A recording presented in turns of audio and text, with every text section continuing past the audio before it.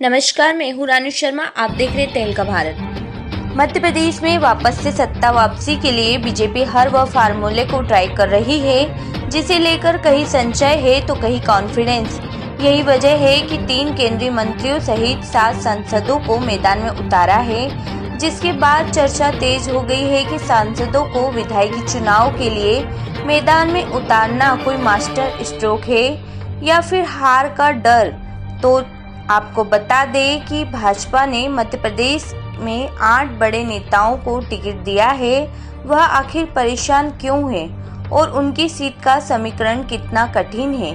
केंद्रीय मंत्रियों में मुरैना के दमनी सीट से नरेंद्र सिंह तोमर, नरसिंहपुर से प्रहलाद पटेल और निवास से फग्गन सिंह कुलस्ते को प्रत्याशी बनाया गया है। वहीं सांसदों की बात करें तो जबलपुर पश्चिम से राकेश सिंह, सतना से गणेश सिंह, सीधी से रीति पाठक और गाडरवाड़ा से उदय प्रताप सिंह को प्रत्याशी बनाया गया है। सवाल यह उठता है कि आखिर मध्य प्रदेश में बीजेपी के सामने ऐसी क्या मुश्किल आन पड़ी कि 3 केंद्रीय मंत्रियों सहित 7 सांसदों को मैदान में उतारना पड़ा।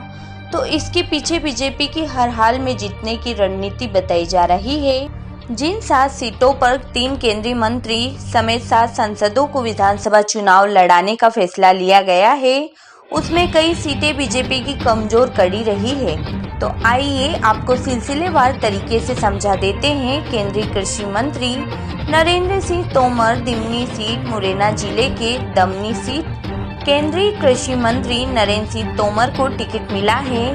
बीजेपी दमनी सीट 2013 से हार रही है। सीट पर कांग्रेस और बीएसपी का अच्छा दबदबा है और पिछला चुनाव बीजेपी करीब 18,477 वोटों से हारी थी। मुरैना नरेंद्र सिंह तोमर का गृह जिला है और वह यहीं से लोकसभा के सांसद भी है।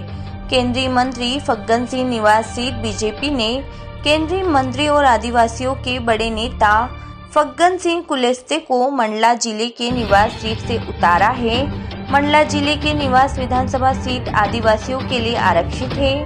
2018 में पार्टी ने कुलस्ते के छोटे भाई राम प्यारे कुलस्ते को टिकट दिया था, जो करीब 28,315 वोटों से हार गए थे। केंद्रीय मंत्री प्रहलाद सिंह पटेल नरसिंहपुर से इस वक्त जालम सिंह पटेल विधायक है। जालम सिंह केंद्रीय मंत्री प्रहलाद सिंह पटेल के भाई हैं। उनकी जगह अब यहां से प्रहलाद सिंह पटेल को उम्मीदवार बनाया गया है। हालांकि सीट की बीती समीकरण प्रहलाद सिंह पटेल के लिए राहत का इशारा कर रहे हैं, क्योंकि यह सीट बीते 2 चुनाव से बीजेपी ही जीत रही है। अब अगर बात करें सांसदों की, तो राकेश सिंह जबलपुर पश्चिम सीट की गिनती कांग्रेस की मजबूत सीटों में से होती है। पिछले लगातार 2 चुनाव से यहां भाजपा को हार ही नसीब हुई है। 2018 में चुनाव में बीजेपी करीब 18,000 वोटों से हारी थी। ऐसे में बीजेपी के लिए इस बार राकेश सिंह की लड़ाई कड़ी होने वाली है। गाडरवाड़ा सीट से होशंगाबाद से उदय प्रताप सिंह को टिकट मिला है। वह पहली बार सांसद कांग्रेस से 2009 में बने थे। उसके बाद से वह बीजेपी में चले गए और 2014 और 2019 का चुनाव जीते।